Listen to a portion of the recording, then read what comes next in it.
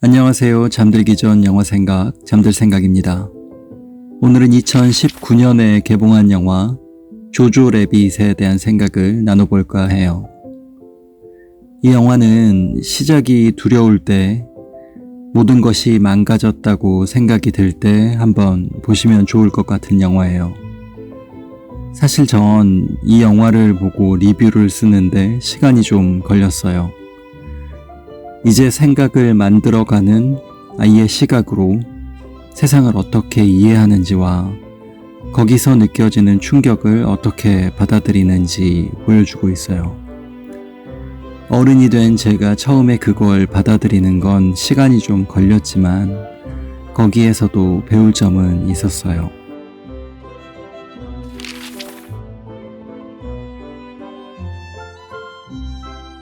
처음에 내 생각은 어떻게 만들어지는 걸까요? 아는 게 아무것도 없는 백지의 상태로 돌아가 보면 그때는 그저 주변의 것들을 있는 그대로 받아들였던 것 같아요. 여기에는 주변에서 주는 이를테면 부모님의 편견이나 세상의 편견도 포함되죠. 전쟁의 시절 사람들이 안 좋다고 말하는 것들, 좋다고 말하는 것들을 그들의 의견대로 받아들이게 돼요. 독일인이었던 조조에게 유대인은 머리에 뿔이 달려있는 악마 같은 모습으로 상상되죠. 주변에서 사람들은 그렇게 말하고 조조는 실제가 어떤 건지 알아볼 기회가 없었으니까요. 그런 조조에게 어느 날 유대인 친구가 찾아와요. 악마인 줄 알았는데 실제로는 나와 다를 것 없는 키 크고 예쁜 누나. 조조는 유대인 탐구라는 핑계로 그녀와 이런저런 얘기를 하면서 점점 자신이 알던 것과 다른 세상에 대해 알게 되죠.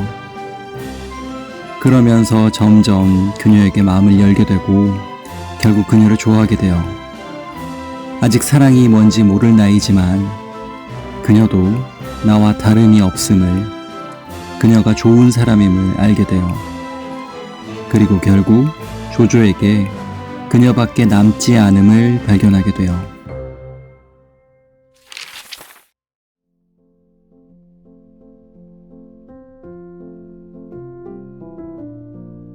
내가 강하게 믿었던 세계가 무너질 때, 조조가 엄마의 죽음을 발견했을 때, 그 과정들을 지켜보고 있을 때 조조는 어떤 생각이 들었을까요?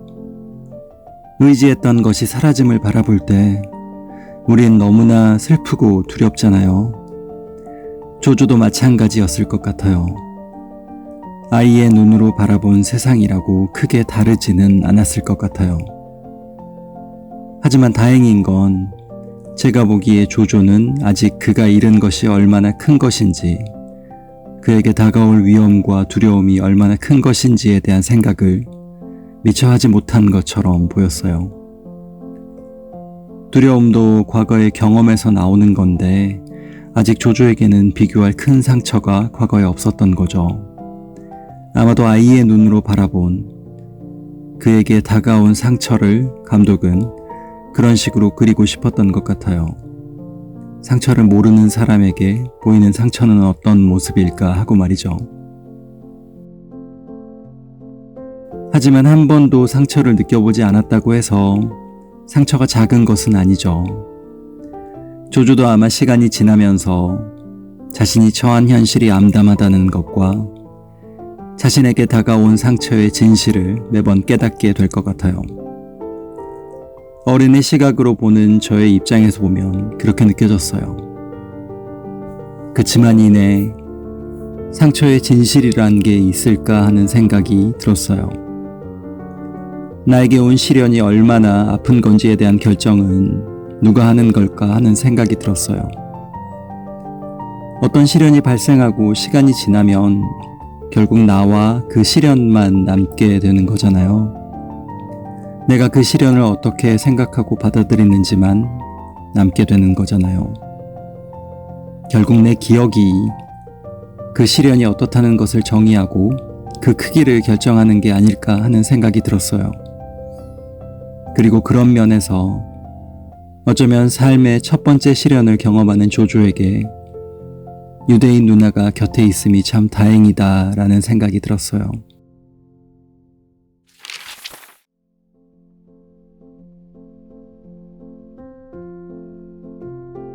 예전에는 시련을 온전히 받아들이기 위해서, 그리고 그것으로부터 성장하기 위해서는 나와 그 시련만 오롯이 혼자 있어야 한다고 생각했어요. 그래야 그 시련에 집중할 수 있다고 생각했어요. 여기에 다른 사람이 개입되는 건 내가 내 생각을 제대로 정립하는 걸 방해할 수 있다고, 그건 내가 시련에 맞서는 정정당당한 자세가 아니라고 생각했어요. 그런데 가끔씩 나에게 온 시련이 너무 클 때, 내가 그걸 감당하기가 너무 힘들 때, 그래서 시련을 온전히 내 시각으로 바라볼 수 없을 때가 있음을 발견하게 돼요. 그래서 내가 너무 많이 무너짐을 발견하게 돼요. 물론 이마저도 시간이 지나고 나면 다시 제자리로 돌아올 테지만, 그래서 나는 결국 성장할 테지만, 그 너무 심한 무너짐의 순간을 굳이 경험해야 하나, 그렇게 아플 필요까지 있나 하는 생각이 들어요.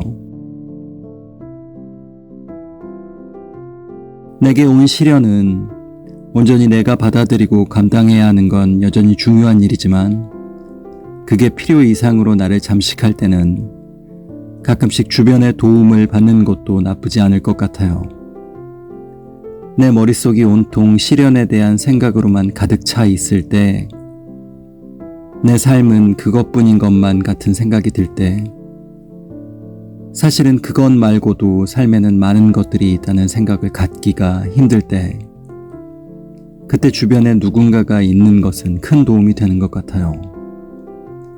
나에게 온 시련을 해결하는 데 직접적인 도움이 되는 건 아닐지라도, 단지 나를 환기시켜주는 것만으로도, 고정되어 있는 나의 시각을 잠깐 다른 곳으로 돌려주는 것만으로도 큰 도움이 되는 것 같아요.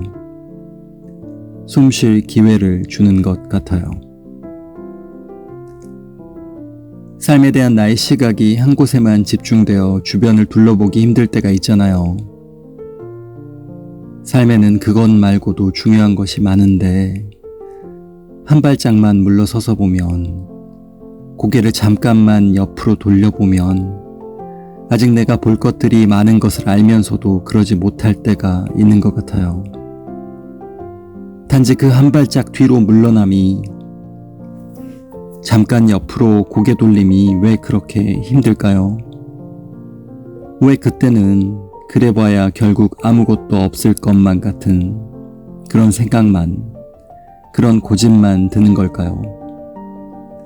그런 때, 도저히 답이 없을 것 같을 때, 세상에 오직 나밖에 없는 것 같다는 생각이 들 때, 정말 잠시만, 혹은 억지로라도 누군가에게 의지해도 된다고 말하고 싶어요. 세상을 향해 약한 모습을 보이는 게 너무 자존심 상하고, 남에게 약한 모습만 보이게 돼서 그게 나중에 나에게 더 큰 상처가 될 것 같고, 그렇게 해봐야 문제 해결에 도움이 전혀 될 것 같지 않다는 생각이 들어도, 일단 내가 다른 곳을 보고 잠깐의 숨 쉴 기회를 스스로에게 마련해 주는 것은 좋은 것 같아요. 그래도 괜찮다고, 그렇게 대단한 일이 아니라고 말하고 싶어요. 엉망진창이 돼도 괜찮다고 말하고 싶어요. 그렇게 조금씩 나 스스로에게 괜찮다, 그래도 괜찮다고 말해주면 좋을 것 같아요. 제가 알았던 어떤 아저씨가 그렇게 말했듯이 말이에요. 차가워진 그가 이제 편히 쉴 수 있길 빌어봐요. 그리고 조조에게는 시련의 끝에 누군가가 옆에 있어 참 다행이에요. 전쟁의 끝을, 엄마의 상실을 함께 배워갈 사람이 있어서 다행이에요. 그래서 가장 힘들었던 일의 끝을, 그리고 그 다음 어려운 시작을 누군가와 함께 정의할 수 있어서, 도움을 받을 수 있어서 다행이라는 생각이 들었어요. 그래도 춤출 수가 있어서 마음이 따뜻해졌어요. 오늘 영화 조조 래빗에 대한 생각은 여기까지였어요. 오늘도 달콤한 밤 되세요.